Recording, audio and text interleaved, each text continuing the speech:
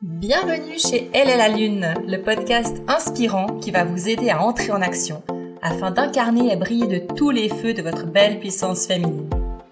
Alignement, liberté, féminin sauvage, un espace dans lequel on célèbre l'énergie féminine, où on honore sa nature lunaire en se connectant à sa véritable essence.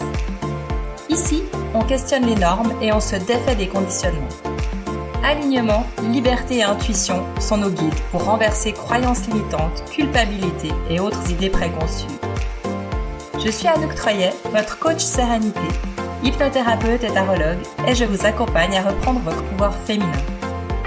Oubliez ce que la société vous impose et reprenez le contrôle de votre vie en devenant la principale créatrice. Alors, préparez-vous pour un merveilleux voyage à travers le cosmos féminin. Sans plus attendre, je laisse la place à l'épisode du jour. Bonne écoute! Est-ce que vous vous êtes jamais dit, en pensant à quelqu'un, mais foutez-moi la paix? Par exemple, lorsque vos enfants vous appellent en hurlant depuis l'autre côté de la maison, ou bien que votre conjoint qui vous parle alors que vous avez la tête complètement à autre chose, ou alors au travail quand on vous donne une tâche supplémentaire alors que vous n'avez même pas fini ce que vous étiez en train de faire. Bref, dans toutes ces situations de vie où tout d'un coup, ça monte depuis le plexus solaire ou depuis le ventre et qu'on a envie de crier « mais foutez-moi la paix, j'ai besoin de calme ». Surtout, c'est vrai, dans ces périodes entre le 21e jour du cycle et entre le 6e jour du cycle suivant, là où on a envie d'être dans sa grotte, qu'on a envie d'être tranquille, et puis surtout qu'on est trop fatigué pour pouvoir jongler comme le restant du mois avec toutes ces informations et toutes ces activités. Parce qu'en tant que femme, c'est vrai qu'on a l'habitude d'en faire beaucoup, beaucoup, beaucoup.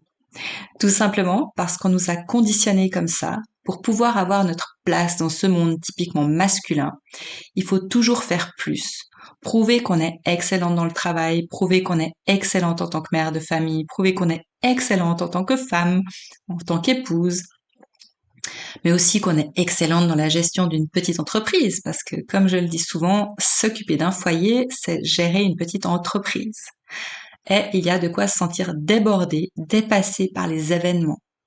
Ceci qu'on ait ou pas des enfants, parce qu'en tant que femme, de toute façon, on trouve toujours le moyen de culpabiliser, et si on le fait pas, il y a quelqu'un d'autre qui s'en charge pour nous. Bref. C'est pour ça que l'autre jour, je suis tombée sur un article qui m'a vraiment interpellée. Cet article, il parlait justement de un-to-do list. Et si plutôt que de faire des to-do list, mentales ou écrites, on trouvait le moyen de remplacer les corvées par quelque chose qui nous ferait vraiment du bien. Donc une to-do list, c'est ces listes de choses à faire, en fait, en français. Alors, comme beaucoup d'hypersensibles créatrices, j'ai toujours beaucoup d'idées et je me réveille souvent la nuit. Du coup, j'ai hâte que le réveil sonne pour aller mettre en place ces idées, qui sont évidemment géniales. La nuit, tout est gris ou tout est blanc ou tout est noir. Le problème, c'est que souvent, quand le réveil sonne le matin, je suis fatiguée parce que j'ai cogité justement toute la nuit. Mais ça, c'est un thème qu'on abordera dans un autre épisode. Toujours est-il que quand j'arrive le matin devant mon ordinateur et que je veux créer quelque chose, que ce soit des posts pour les réseaux sociaux, un épisode de mon podcast, des séances d'hypnose, des méditations guidées, l'accueil d'une cliente, entre autres choses, parce que comme toutes les femmes, j'ai énormément de choses à faire, je sais plus par où commencer. En plus, les idées que j'ai eues pendant la nuit, forcément, elles s'ajoutent à tout ce qui me reste à faire des jours d'avant. Parce que, je vous avoue que, comme beaucoup, j'ai une fâcheuse tendance à penser que les journées font 48 heures. Donc, quand je fais mon planning, je m'en mets un petit peu trop. C'est pour ça qu'en lisant cet article, je me suis dit, mais voilà une super idée. Une un-to-do list. La liste de ce que je ne dois pas faire. Et si plutôt que de se faire une liste où on se dit, voilà, demain, je dois absolument m'inscrire à la salle de fitness, qui entre parenthèses coûte très cher, surtout si on n'y va que 2 ou 3 fois avant de renoncer, ça c'est du vécu, ou de tenter le Xème régime super contraignant parce que j'ai pris du poids et c'est bientôt le printemps et je vais plus rentrer dans ma jolie robe. Mince, j'aurais dû m'y prendre plus tôt. Culpabilité. Ou encore de m'acheter une cartouche ou plusieurs de cigarettes parce que j'en ai absolument besoin pour me relaxer, parce que je vis en ce moment une extrême période de stress. Ou encore de prendre des somnifères pour mieux dormir. Bref. Et si je renommais ma liste des corvées en liste des choses à ne pas faire et que je la remplaçais par la liste des actions qui m'apportent un bénéfice à long terme. Par exemple, remplacer mon inscription dans un fitness qui va me coûter de l'énergie et de l'argent par une application gratuite sur mon téléphone portable. Je pourrais faire ça chez moi, quand c'est possible, sans m'inquiéter de trouver une place de parc, sans côtoyer des personnes pas toujours respectueuses des autres. Alors ça, je sais pas si ça vous est déjà arrivé de vous rendre à un cours de step et de vous rendre compte qu'ils étaient tous réservés par les copines des copines en retard. Ça, c'est un truc que j'ai souvent vécu dans les fitness et qui franchement, après une journée de boulot, je me dépêchais, je trouvais une place de parc et tout ça, j'étais toute contente d'aller, toute contente. On va dire que j'étais toute contente d'aller faire du sport. Et puis voilà, là on était toutes coincées dans un coin et puis il y avait des steps qui restaient vides toute la séance. Enfin bref, c'est une aparté. Il y a aussi des parcours urbains qu'on peut choisir quand il fait beau, si vous n'avez pas de forêt ou d'espace ou de nature autour de vous. Alors bon, c'est sûr qu'il faut apprendre à mettre dans son agenda tous les rendez-vous avec soi-même et surtout ne pas y déroger. Surtout pas pour rendre service aux amis, aux parents, bref, à tous ceux et celles qui pensent que leur temps est bien plus précieux que le vôtre. Si on prend l'exemple de la perte de poids, savez-vous qu'il y a également des livraisons de repas à domicile? Alors j'ai découvert ça il n'y a pas très longtemps, et c'est selon votre choix alimentaire. Donc vous remplissez votre panier comme vous le souhaitez. Ça, on va tester d'ailleurs avec mon compagnon parce qu'en travaillant tous les deux à domicile, ça va nous permettre de passer une vraie pause de midi, de manger tranquillement sans avoir à cuisiner et même de se prendre un petit café. Alors oui, bon, ça c'est vrai qu'on a l'énorme chance d'être à domicile. Alors j'avoue que depuis que j'ai quitté mon job alimentaire en septembre de l'année dernière, je revis. Alors c'est une activité à plein temps, même plus qu'à plein temps, celle que j'ai chez moi maintenant, mais j'adore recevoir mes clientes et puis m'occuper de ma petite entreprise. Mais ça, bon, c'est encore un autre sujet. Et puis, saviez-vous aussi que l'hypnose, par exemple, est très efficace pour arrêter de fumer, stopper les addictions, et puis aussi des phobies d'ailleurs, l'hypnose a plein d'avantages. Donc plutôt que de se ruer dans son frigo ou sur une cigarette ou dans les magasins, testez l'hypnose. Ça, je fais un peu de pub pour moi au passage. Enfin, tout ça pour dire qu'il y a vraiment des solutions pour simplifier la vie et se décharger l'esprit. Trouver des solutions pour se faciliter la vie, ça c'est vraiment un mode de fonctionnement que j'ai adopté pendant toutes les années que j'étais maman solo et puis que je travaillais à plein temps. S'occuper d'une maison, de l'intérieur-extérieur, de 2 enfants, les emmener à l'école, enfin tout ça vous connaissez, plus un boulot à plein temps avec à l'autre bout de la ville avec un patron qui était juste terrible. Bref, je vais pas revenir là-dessus. Je pense qu'il y en a plusieurs d'entre vous, enfin d'après ce que j'entends avec les clientes qui viennent me consulter, ben voilà, c'est vraiment quelque chose qui est compliqué dans la vie d'une femme. Alors tout ça demande de l'organisation, c'est vrai. Mais ça demande aussi d'accepter de mettre son argent au bon endroit. Parce qu'on est souvent prête à dépenser beaucoup d'argent lorsqu'on est dans une période de déprime ou de situation de vie un peu compliquée. On peut avoir une boulimie de fringues. Alors ça, c'est aussi du vécu. J'adorais aller me balader dans les magasins, alors juste pour prendre l'air, bien sûr. Mais j'avoue que la tentation était quand même grande et que je rentrais rarement sans rien avoir acheté. Que ce soit pour décorer la maison, que ce soit pour moi. Alors ça, c'était beaucoup plus rare quand même, parce que ça, pour moi, c'était compliqué de dépenser de l'argent. Ou pour mes enfants. Enfin, voilà, plutôt que de dépenser de l'argent dans des choses qui sont pas forcément utiles, pourquoi ne pas l'utiliser pour se faire du bien, mais vraiment du bien et à long terme? Parce que généralement, ces achats convulsifs, ils mènent quand même à de la pardon. Ils amènent quand même plus à de la culpabilité qu'à du plaisir. Enfin, ça c'est mon opinion.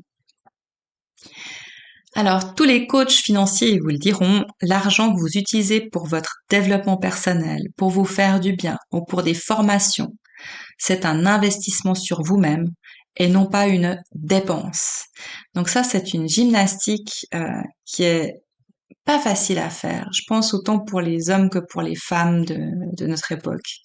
On nous a tellement inculqué qu'il fallait économiser, économiser, économiser, toujours économiser, pas dépenser d'argent. Alors, pas dépenser d'argent pour nous, surtout pas, surtout pas.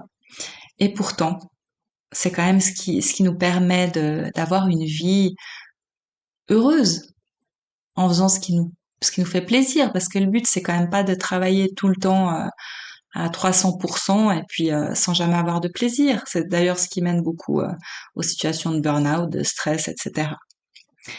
Donc ça permet évidemment, quand on investit sur soi-même, par exemple, de régler les problèmes d'insomnie sans se ruiner la santé et le porte-monnaie, parce que c'est sûr que les traitements médicaux, les médicaments, etc., ben c'est quand même pas top.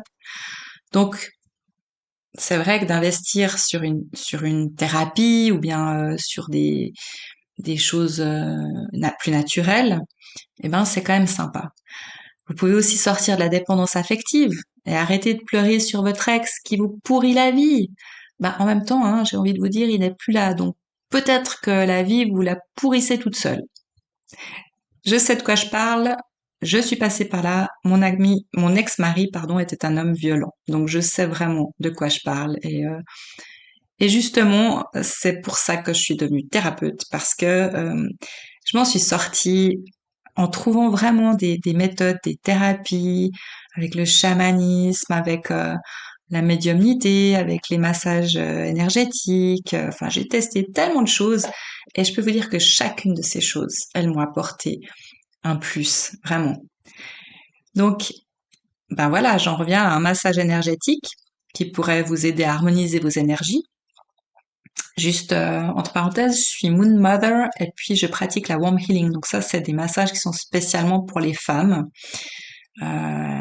pour réharmoniser les énergies féminines, aussi en cas, enfin pour harmoniser le cycle mensuel, etc. Donc là, vous trouverez le lien de mon site ci-dessous si ça vous intéresse. Ou alors une séance de tarot coaching pour mettre en lumière ce qui vous tracasse, recevoir une guidance sur ce que vous pouvez faire pour rectifier le tir, pour avoir des conseils. Et puis souvent, ça fait beaucoup de bien de parler. Nous, en tant que femmes, quand on a des problèmes, des soucis, des choses, même si c'est pas forcément grave, mais on aime bien en parler. Et puis, je sais pas si vous avez testé comme moi, mais nos compagnons sont rarement quand même réceptifs. Hein. Bon, ils ont aussi leur travail, ils ont aussi leurs choses, mais c'est pas toujours évident. Donc, une chose est sûre, c'est qu'entre femmes, en général, on se comprend quand même beaucoup mieux. Par contre, et ça je le dis souvent, choisissez à qui vous parlez de ce qui vous tracasse. Et il faut avoir envie de changer, parce que sans arrêt ressasser les soucis, les problèmes, les choses qui nous dérangent, ça aide pas à en sortir en fait. Enfin voilà, ça c'était encore une petite parenthèse.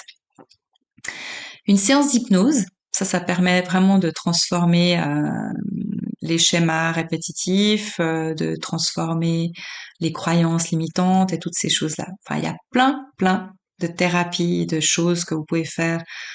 Au jour d'aujourd'hui, c'est incroyable. Je trouve que c'est merveilleux parce qu'il y a tellement de gens qui se lancent dans les thérapies énergétiques. Il y a plein de méthodes qui sortent. Et puis, il faut tester vraiment celle qui vous convient. Et je vous assure qu'il y en aura une qui va vous convenir. J'en suis persuadée. Donc, au final, avec cette méthode de un-to-do list, vous pouvez trouver des solutions qui vous feront vraiment du bien à long terme. Et surtout, changer votre carte du monde. Je pense que c'est ça le plus important au final. Sortir de la routine, des corvées, de la grisaille et trouver des solutions et des aides qui nous font du bien. Il y a vraiment plein de méthodes, de nouvelles inventions qui sont faites exprès pour ça, en fait, pour nous faciliter la vie. Regardez simplement ce que vous souhaitez changer dans votre vie Mettez des priorités. Peut-être que pendant quelques mois, il vous serait plus utile de prendre des rendez-vous chez une thérapeute, une coach ou une application efficace, plutôt que d'aller une fois par mois se faire les ongles chez une styliste ongulaire ou d'aller au resto avec les copines tous les week-ends parce qu'on supporte pas la solitude. Alors ça, ce sont juste des exemples, hein, qu'on soit bien d'accord. Moi, j'ai aussi vécu ces étapes-là. Simplement, je pense qu'à un moment donné de sa vie, quand pendant une certaine période on se sent débordé, dépassé par les événements et qu'on est fatigué, stressé, avec l'impression qu'on va jamais s'en sortir, que les mêmes schémas toxiques se reproduisent sans cesse, eh ben, plutôt que de dépenser de l'argent dans des choses qu'on pourrait reprendre par la suite, une fois qu'on va mieux, qu'on a retrouvé confiance en soi, une certaine sérénité, et puis, je pense que, je vais même vous dire un secret. Lorsqu'on est bien dans ses baskets, on n'a plus besoin de plaisir artificiel. Et surtout, on n'attend plus des autres qui nous aident ou nous rendent heureuses. Et ça, c'est la vraie liberté. Franchement, pour être bien dans sa vie, il faut comprendre que les émotions, d'où qu'elles viennent, on peut en faire une force. À partir de là, on gère les aléas de la vie avec beaucoup plus de facilité et de plaisir. N'oublions pas que les émotions sont des boussoles, des signaux que nous envoie notre corps pour nous rendre attentifs à nos blessures et permettre de les guérir. Ces blessures peuvent même se transformer en douleurs physiques si on les ignore trop longtemps. Problèmes de dos, de genoux, elles peuvent vraiment se loger dans n'importe quel endroit du corps. Ça aussi, ça sera le thème d'un autre épisode. Parce que ça a toujours une signification. Par exemple, vous savez, il y a plein de phrases qu'on dit, hein, qui ont l'air anodines comme ça. J'en ai plein le dos. Mais celui-là, il me gonfle. On va avoir les ballonnements. Faut toujours faire attention à ce qu'on dit. Il y en a plein d'autres. Hein. Par exemple, on dit j'ai le cœur au bord des lèvres.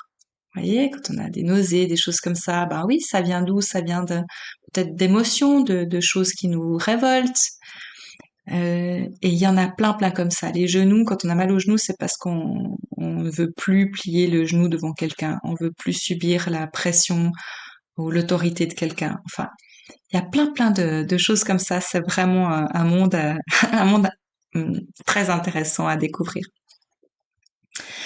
Alors, pour résumer, quand vous avez un coup de stress et que vous vous dites « Oh là là, je vais jamais réussir à faire tout ça dans ma journée, je suis submergée entre mon patron qui me demande ça et la maison, et j'ai encore à faire ça, et je dois. » Ben, prenez le temps de vous arrêter, de faire une liste. Biffez les contraintes qui vous sont inutiles.